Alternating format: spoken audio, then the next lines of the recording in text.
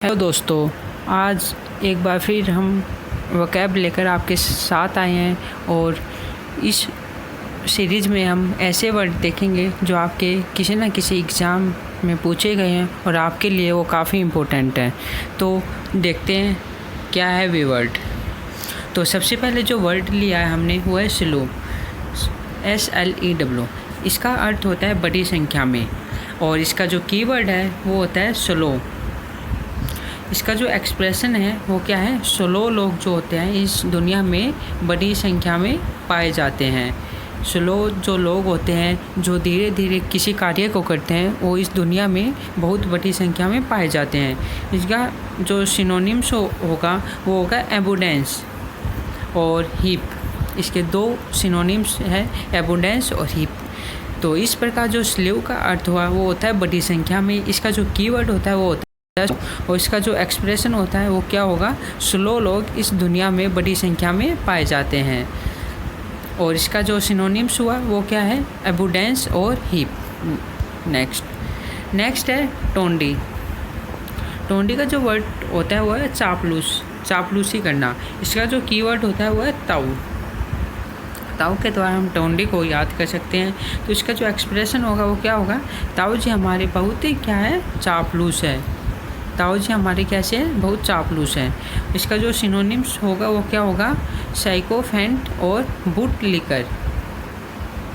बूटलिकर और साइकोफेंट, इसके दो सिनोनिम्स हैं। तो टाउडी का जो मीनिंग हुआ वो होता है चापलूस और इसका जो कीवर्ड होता है वो होता है ताऊ। और इसका एक्सप्रेशन क्या होगा, ताऊ जी हमारे बहुत चापलूस है। इसका जो सिनोनिम्स होगा वो क्या होगा, साइकोफेंट और बूटलिकर।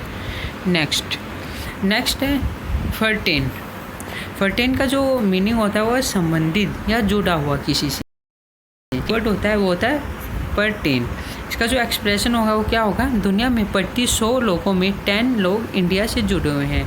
इंडिया की जैसे कि आप जानते हैं पॉपुलेशन काफ़ी हाई है और प्रत्येक देश में इंडिया के लोग जो हैं वो रहते हैं। तो इस दृष्टि से देखा जाए तो दुनिया में प्रति 100 लोग जो होते हैं उसमें 10 लोग क्या है, इंडिया से जुड़े हुए हैं। इसका जो सिनोनिम्स हुआ वो है रेलिवेंट और एसोसिएट। तो इस प्रकार जो फर्टेन का जो मीनिंग हुआ वो होता है संबंधित या जुड़ा हुआ और इसका जो कीवर्ड होता है वो है परटेन।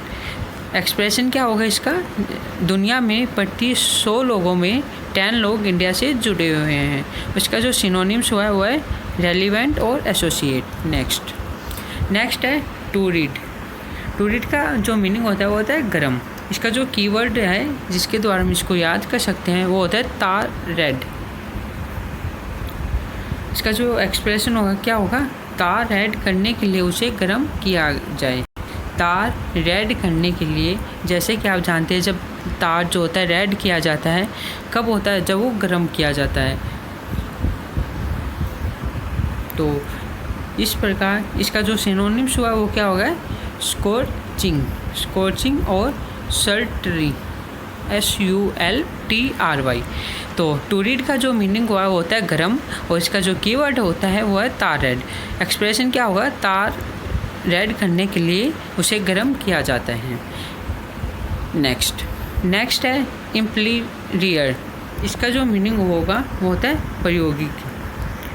इसका जो कीवर्ड होता है एम्पायरिकल। इसका जो एक्सप्रेशन होगा वो होगा एम्पायरिकल प्रायोगिक तौर पर रखे जाएंगे। एम्पायर जो कल है वो क्या होगा, प्रायोगिक तौर पर रखे जाएंगे। इसका जो सिनोनिम्स हुआ वो होता है प्रैक्टिकल या प्रैग्मेटिक बोल सकते हैं। प्रायोगिक किसी चीज़ का प्रयोग करना, तो एम्पीरियल होता है वो। प्रैक्टिकल बोल सकते हैं या प्रैग्मेटिक बोल सकते हैं हम इसको। नेक्स्ट है शेर। इसका जो अर्थ होता है वो मुरझाया हुआ। इसका जो कीवर्ड होता है वो है सिर। इसका जो एक्सप्रेशन होगा वो क्या होगा, सिर पर धूप लगने के बाद उसका जो चेहरा होता है वो मुरझा जाता है।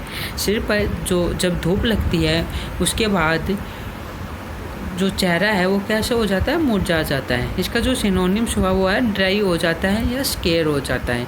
तो शेर का जो मीनिंग हुआ होता है मुरझाया हुआ और इसका जो कीवर्ड होता है वो है सिर।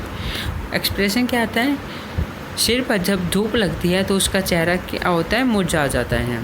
इसका जो सिनोनिम्स होता है वो होता है ड्राई या स्केयर। नेक्स्ट है एग्जैक्ट।